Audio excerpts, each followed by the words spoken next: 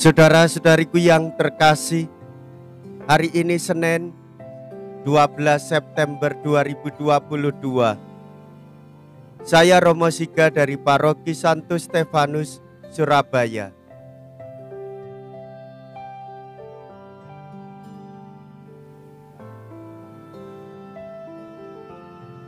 Dalam nama Bapa dan Putra dan Roh Kudus, amin. Di Israel pun iman sebesar itu belum pernah kujumpai. Mea culpa, mea culpa, mea maxima culpa.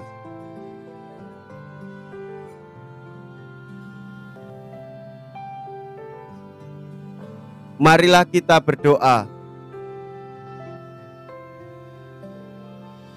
Allah Bapa, sumber kerukunan, sembuhkanlah kami dari semangat perselisihan, dan semoga kami rukun bersatu padu berkat sabda Yesus Putra kesayangan-Mu. Semoga Ia sudi menjadi batu sendi yang mempersatukan kami, sebab Dialah Tuhan kami, Yesus Kristus Putra-Mu yang hidup dan berkuasa, bersama dengan Dikau dan Roh Kudus, kini dan sepanjang masa. Amin. Tuhan bersamamu dan bersama rohmu. Inilah Injil suci menurut Lukas. Dimuliakanlah Tuhan. Lukas bab 7 ayat 1 sampai dengan ayat 10.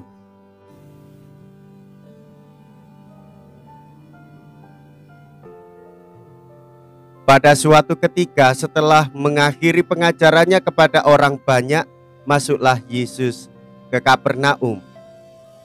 Di situ ada seorang perwira yang mempunyai seorang hamba yang sangat dihargainya. Hamba itu sedang sakit keras dan hampir mati.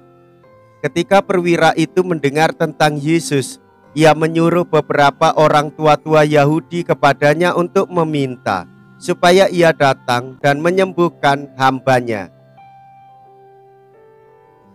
Mereka datang kepada Yesus dan dengan sangat mereka meminta pertolongannya. Katanya, "Ia layak Engkau tolong, sebab Ia mengasihi bangsa kita, dan Dialah yang menanggung pembangunan rumah ibadat kami." Lalu Yesus pergi bersama-sama dengan mereka.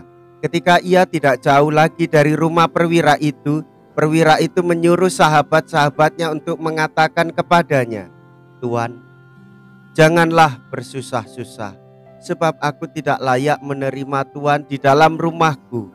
Sebab itu aku juga menganggap diriku tidak layak untuk datang kepadamu.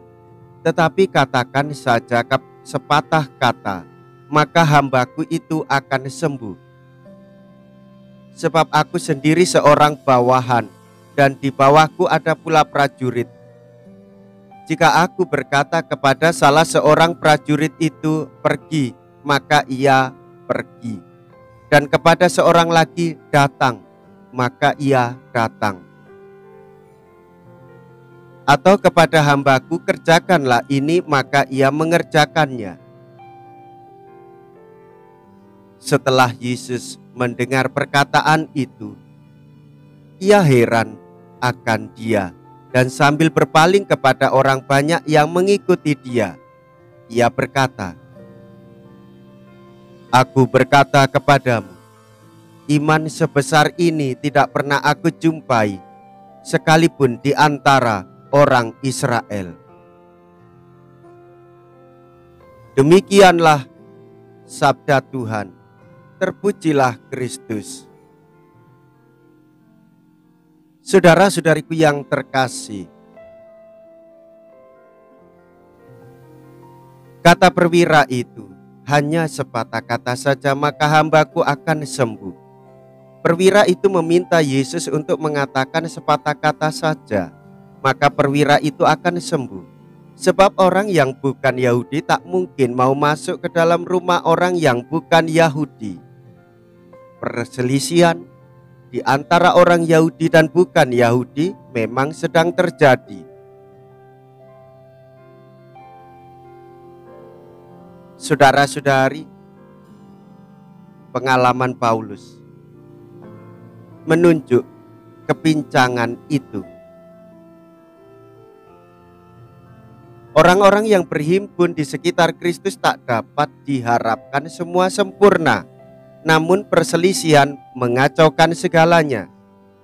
Belum lama setelah gereja berdiri sudah terjadi perselisihan di Korintus.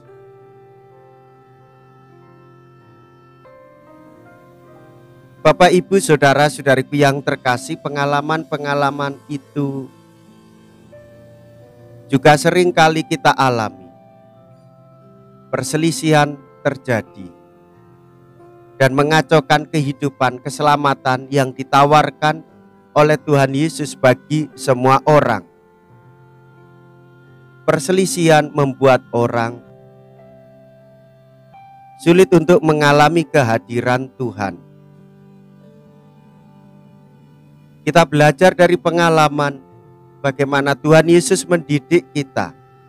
Yesus memberikan gambaran bagaimana Ia sebagai perwira bisa memerintahkan bawahannya untuk datang atau pergi, dan mereka semua taat serta patuh kepadanya.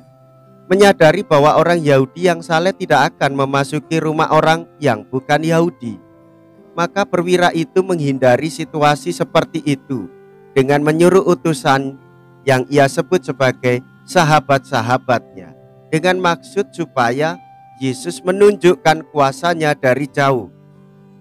Cukup dengan bersabda saja, maka hambanya akan sembuh.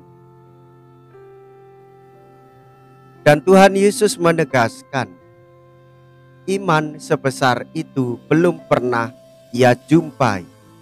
Ia katakan kepada orang-orang Israel, sedikit iman seperti yang dimiliki seorang perwira itu sungguh Bapak Ibu kita perlukan. Kita menyadari kesalahan kita mau minta maaf, dan kita mau memberikan maaf kepada orang lain. Hal itu akan membantu kita merayakan Ekaristi sebagai kenangan akan Tuhan yang mengorbankan dirinya dan memberikan penebusan bagi semua orang. Saudara-saudari, hendaklah kita melakukan hal yang sama seperti apa yang dikatakan oleh Tuhan Yesus. Menerima semua orang, mau hadir dan datang di dalam hati semua orang, membawa kabar sukacita dan memberikan damai kehidupan, yaitu meneruskan karya Tuhan di dalam setiap pewartaan dan pelayanan kita. Marilah kita berdoa. Allah Bapa Maha Pengasih, kami sungguh bersyukur telah disembuhkan berkat Yesus Putra Manusia. Kami mohon perkenankanlah kami percaya kepadanya, supaya bebas dari rasa benci, iri, dan dengki. Sebab Dialah Tuhan dan pengantara kami.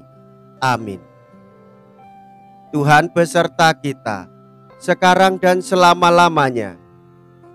Semoga Allah yang Maha Kuasa memberkati saudara sekalian, Bapa dan Putra dan Roh Kudus. Amin. Saudara-saudariku yang terkasih, pergilah, ibadat sabda sudah selesai. Syukur kepada Allah.